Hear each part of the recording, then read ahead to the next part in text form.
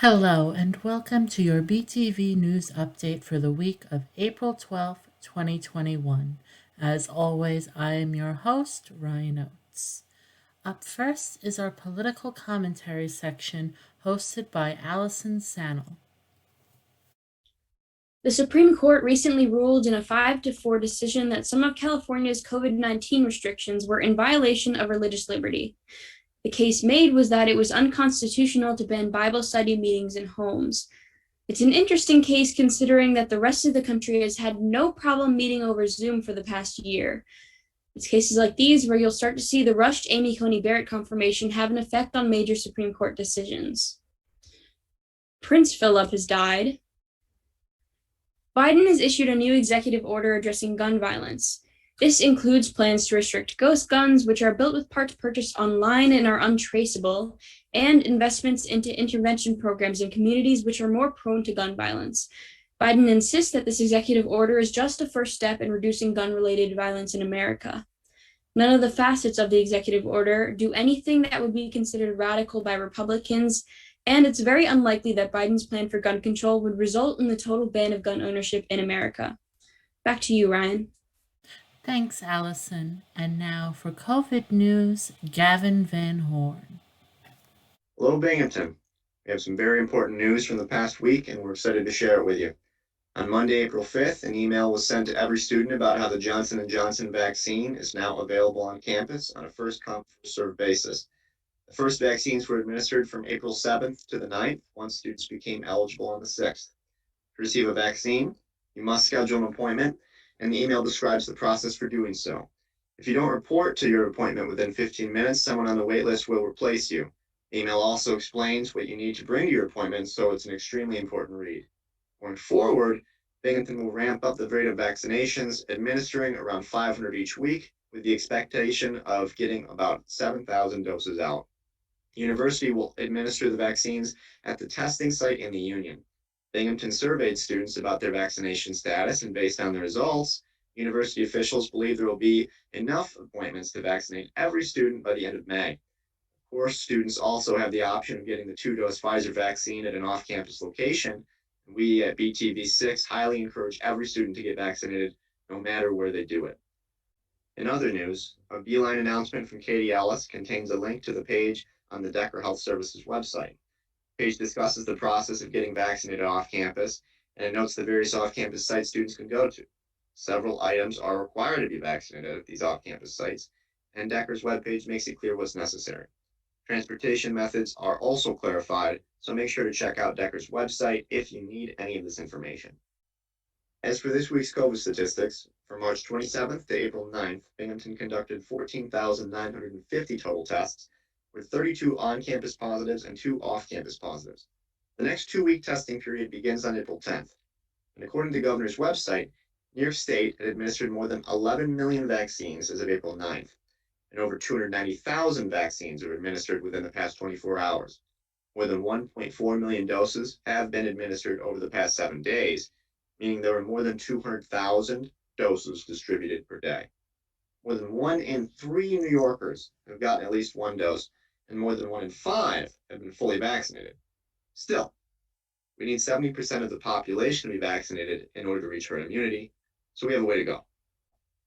That being said, Binghamton, that's all the COVID news we have for this week. The light at the end of the tunnel is coming closer every day, and we're making substantial progress in beating the pandemic. We will be back to normal soon, so let's keep the semester productive and keep the positivity rates low. This has been Gavin VanHorn from BTV6 News, providing you with your COVID update. Back to you, Ryan. Wonderful job, Gavin. And now for the weather, hosted by Sarah O'Shea. Hi, it's Sarah, and welcome to the weather. I'll be covering the weather from Monday the 12th to Sunday the 18th. These predictions are made on April 10th. Monday, April 12th is Big Wind Day. On this day in 1934, researchers recorded the highest surface wind ever measured, a whopping 231 miles per hour. Thankfully, we predict it won't be that windy in Binghamton. It'll be cloudy with a 40% chance of rain and a high of 53 degrees. On Tuesday, it'll also be overcast with a 40% chance of rain and a high of 54 degrees. On Wednesday, there'll be showers in the morning, becoming less frequent throughout the day. There's a high of 58 degrees. Thursday, April 15th is known as That Sucks Day due to the amount of bad historical events that have taken place on that day, including the sinking of the Titanic, the assassination of Abraham Lincoln, and Tax Day. It gets warmer that day with mixed sunshine and clouds and a high of 62 degrees. On Friday, there will be intervals of clouds and sunshine with a high of 60 degrees. Saturday, April 17th is World Circus Day. There'll be partly cloudy skies with a high of 61 degrees. And finally, on Sunday, there's a 30% chance of rain in the morning and a high of 59 degrees. Now for our Doppler radar. As you can see, there's going to be some pretty consistent rain hanging out in the first half of the week. And then eventually on Wednesday afternoon, it goes away. It will be clear for us until this rain that's coming in from the left finally reaches us on Sunday. And that's the weather. And now back to you, Ryan. Excellent work, Sarah. And now for the entertainment editorial, where Cailan will be discussing both last week and this week's respective episodes of Marvel's The Falcon and the Winter Soldier, streaming now on Disney+. Hey Binghamton. On April 2nd, the third episode of Marvel Studios' The Falcon and the Winter Soldier, Power Broker, was released on Disney+. In addition, on April 9th, the fourth episode of The Falcon and the Winter Soldier, The Whole World is Watching, was also released on Disney+. A fair amount of stuff happened in these episodes, so let's break it down. I'll begin with episode 3. So before I jump into my commentary and analysis of episode 3 of Falcon and Winter Soldier, I'd like to begin with an apology regarding last week's episode because my commentary wasn't in it. Unfortunately, we had a technical error with the audio, and as a result, my portion was not able to be put in. I wanted to make up for that this week, which is why I'll be doing commentary for both episodes 3 and 4 of Falcon and Winter Soldier. Sorry that the commentary for episode 3 is a little bit late, but as you all know, these technical errors can happen, so we'll just have to live with them and move on. So the episode 3 begins with a commercial from the Global Repatriation Council, also known as GRC, which is an organization devoted to helping people who were dusted from the snap reacclimate to, the post-endgame world and get jobs and sort of get back into their old lives pre-snap. So it's kind of nice that Marvel does have this continuity throughout Falcon and Winter Soldier. They have this overarching storyline of reacclimation to a post-endgame world, which I like. In this episode, both John and Lamar and Sam and Bucky are trying to find leads on the Flag Smashers. Sam and Bucky have not been successful at it up until that point, so they go to find Zemo to get info about the Super Soldier Serum, and Hydra after meeting Isaiah, the person we met in, I believe it was the second episode. They break Zemo out of prison because obviously he can't help them that much while he's in there, and they go to a place called Madripoor to find information on the serum from a woman named Selby. The operation in Madripoor goes south, as it typically does with these action shows. They meet Sharon there after it goes south, but they're able to learn about a doctor named Wilfred Nagel from Selby before the whole thing kind of goes off the rails. They managed to find Dr. Nagel, who was recruited by Hydra and later by the CIA, and he's the doctor who developed the super soldier serum that Carly and the rest of the Flag Smashers took. Nagel tells them about how Carly asked for help with a person named Danya Madani, who apparently dies at the end of this episode. Unfortunately, Zemo kills Nagel during their interaction, so unfortunately they're unable to get more information out of him. In this episode, there's a lot of conflict between Sam, Bucky, Sharon, and Zemo, mostly over past events. Sam is not particularly happy that Bucky broke Zemo out of prison, and Sharon has her own beef with them because she's been on the run for many years and she was deemed an enemy of the state after helping Sam and Bucky steal Steve Rogers' shield. So there's a lot of conflict that's culminating in this episode of Falcon and Winter Soldier, and we see that impacting the relationships between Sam and Bucky and Sharon and Zemo. Sharon's also naturally not happy to see Zemo broken out of prison, but they managed to, sort of get over that beef and, keep working to get the job done. Sam basically offers to clear Sharon's name in exchange for her help. We'll have to see how that plays out in later episodes because we haven't seen that play out up to this point. In this episode, we see Zemo in his purple mask comic book gear, which is great because it shows that Marvel is trying to be more comic accurate about their heroes. And we get some action from him in this episode. We see him shooting a gun and killing people. So it's nice to kind of see, Zemo in a more action-oriented role instead of just this, a person who's great at getting information out of people and torturing people and tearing the Avengers apart. It's nice to see him take sort of a more low-key role. Interestingly, in this episode, he calls Bucky by his real name, James. As you all recall, Bucky's real name is James Buchanan Bucky Barnes. So it's interesting to see Zemo call Bucky James because pretty much no one else has done that. Even Steve called Bucky Bucky. So it's interesting that someone in this series has actually called Bucky by his real name. Right now, I am unsure what kind of arc this show will take Zemo on, whether he will, sort of go through a redemptive arc or whether he'll end up being some kind of villain in disguise who will backstab Sam and Bucky and possibly, John at some point. I don't know how they're going to play Zemo out. It would be cool if Zemo could kind of get a redemptive arc in the way that Loki has, where he sort of tries to actually do good and help the Avengers and the other heroes out. I think that would be interesting. Going back to Madripoor for a moment, we get some very interesting Winter Soldier interplay between Zemo and Bucky while they're there, because Zemo tells Bucky, well, you're going to have to be someone who you claim doesn't exist, which in the case of Bucky is the Winter Soldier, because Bucky was sort of freed of Hydra's control that would cause him to become the Winter Soldier years ago in Wakanda. So it's interesting to see this interplay between them and to just have that Winter Soldier personality appear a little bit in Bucky. Whether or not we see that again throughout the series remains yet to be seen. Near the end of the episode, John suspects that Sam and Bucky broke Zemo out of prison to find Leeds out of desperation. He tells this to Lamar.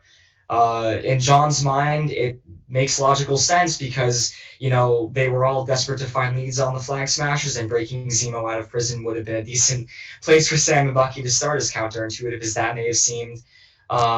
We also get a really nice Civil War reference, if you guys caught that, in the car scene where Sam says, "You're not going to move your seat up, are you?" And Bucky says, "No." As you all recall, in Captain America Civil War, that interaction was reversed. So it's just nice to see Marvel make a nice little callback to one of their previous movies. Always nice to see those references. And this episode ends with Bucky meeting someone from Wakanda who's come for Zemo. He's walking around this alley picking up these, black balls, and he basically turns around and says something along the lines of, "Well, I knew you would show up." And we see this woman from Wakanda who speaks in Wakandan and tells Bucky, "I'm here for Zemo." It'll be interesting to see how this sort of Wakanda storyline plays out, because I will say this, it does have a lot of ramifications in the 4th episode, which I will discuss in a minute. Other than that, that is pretty much all I have to say for this episode of Falcon and Winter Soldier. So I will now jump into the 4th episode, which was released on April 9th on Disney+. So, as mentioned previously, the title of the 4th episode is The Whole World is Watching. There was a lot of excitement in this episode, so let's get right into it. It begins with a scene from Bucky's time in Wakanda, which we know takes place sometime between Captain America Civil War and Avengers Infinity War in the MCU timeline. This scene is sort of detailing how they helped him get rid of Hydra's control. We get flashes of some scenes that Bucky was in from his other MCU movies where he really was the Winter Soldier and under Hydra's control. And that same Wakandan woman who appeared at the very end of the 3rd episode is in this scene of the 4th episode, and she is reciting those words from that yellow book that used to be able to control Bucky. And it's a really, kind of emotional sequence for Bucky, because she finishes it and he starts crying because he wasn't taking control of.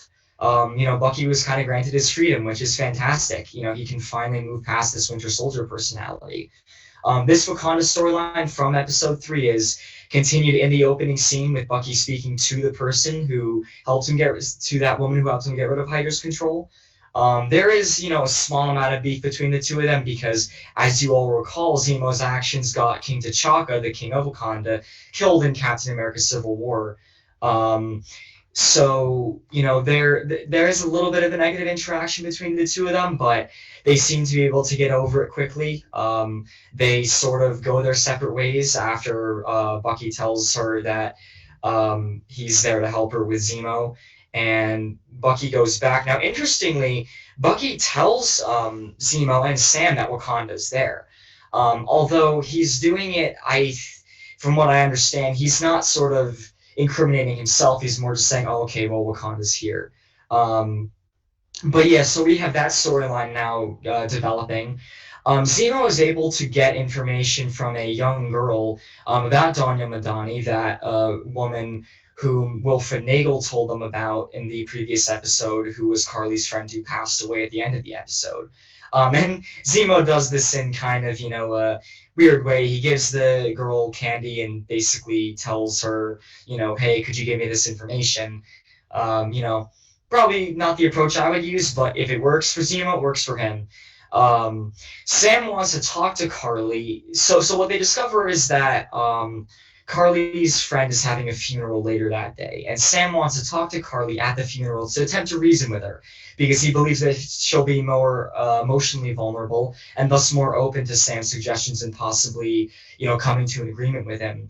John and Lamar show up because that's, just what they're about. They've been tracking Sam and Bucky and the Flag Smashers, so they were able to find them, and Zemo. So John agrees, after convincing from both Lamar and Sam, to let Sam talk to Carly at the funeral and maybe attempt to reason with her just to, try and avoid the fight. So John agrees to do that. They enter the place where the funeral is. John, being, that he's mistrustful of Zemo, cuffs him to some kind of machine. Now, Sam goes into the place where the funeral is, and he starts talking to Carly, and it actually seems as though, he's getting on the same page with her. He's relating to her. He's connecting with her. And there's a bit of anxiety in this scene because John is getting impatient, and he just wants to go in there guns a-blazing and arrest Carly. And we all know that if John does that, it's going to go bad. And I was really hoping during this episode that John wouldn't go in there, but unfortunately, his impatience got the better of him, and he went into the funeral place and blew up the conversation. Carly was able to get away during the ensuing fight, but Zemo shot her because he was able to run her down. He shoots her twice and destroys most of the serum, but there is one vial left over after that, which John is able to secretly put into his pocket. I'm curious, to see if John will use the super soldier serum, although it's possible that he used it already because he seems to have amplified strength during a fight, which I will get to in the later part of the episode, so it's entirely possible he's already taken it. After getting back to the safe house that Zemo, Sam, and Bucky were in, Wakanda then shows up, just again showing how this storyline is, sort of reading into the Falcon and the Winter Soldier series now. Specifically, it's the Dora Milaje from Wakanda, who we met in Black Panther. They show up to take Zemo because, as I mentioned before, he killed King T'Chaka many years ago during Civil War, during the events of the Accords. Now, because of John's, again, impatience and sort of arrogance, another fight breaks out. During that fight, Zemo was able to escape because, everybody else is just fighting and they lose focus and they just lose track of him. So Carly, a little bit after this, calls Sam's sister, Sarah, basically threatens her and her kids, and basically tells her that she wants Sarah to help her set up a meeting with Sam, to attempt to regain some trust and maybe, just maybe, solidify some kind of a connection. So now we kind of see Carly trying to do it. Unfortunately, this meeting goes south quickly again because of John, who's kind of on this war path. He's got a very belligerent attitude now, which is, not the attitude he should have in this situation, considering that he's been named Captain America. In this sequence, we see Sam in his Falcon gear again, which is nice because he didn't put that gear on at all in the episode before. So we see Sam actually, become his kind of superhero persona again, which is always nice. In the ensuing fight, tragically, Carly hits Lamar very hard into a pillar and kills him. And in retaliation, because John, has this belligerent and arrogant and retaliatory nature, kills one of the Flag Smashers in front of a whole bunch of people while they are taking videos of him. And that's really bad because that's not what Steve Rogers stood for. Steve Rogers wasn't a killer. Steve would have just said, okay, well, we're going to take you into custody for questioning so we can get more info about the Flag Smashers' plans. John, however, sort of did almost what Thor did in Infinity War. He let his emotions get the better of him. Instead of just taking the guy in for questioning, he killed him. Instead of killing Thanos immediately, Thor wanted to make Thanos feel pain, and as a result, half the universe was killed. So it's becoming more and more evident as the show goes on that John Walker may hold the shield, and he may be wearing a Captain America uniform, but he has not lived up to the legacy of Steve Rogers. He doesn't represent what Steve Rogers stood for, and that really culminates in this moment because the shot goes to a low angle where we see all this blood on the lower part of the shield, and that blood was never there when Steve Rogers held it. That blood is honestly symbolic of, really what not to do as an icon as Captain America. So, John is clearly not on the right path, and we will have to see how this belligerent and angry and retaliatory nature of his plays out throughout the rest of the series. But that is all the commentary and analysis I have for you guys for episode 4. I will be back again next week to do the same thing for episode 5. We'll have to see how these, interweaving storylines continue to play out. And have a great night or a great day to all of you from whenever you're watching this. And that is all from me. Wonderful job, Cailan. And with that, we finish your news update for the week of April 12th, 2021. Please join us again next time for more updates. Until next time, have a wonderful week.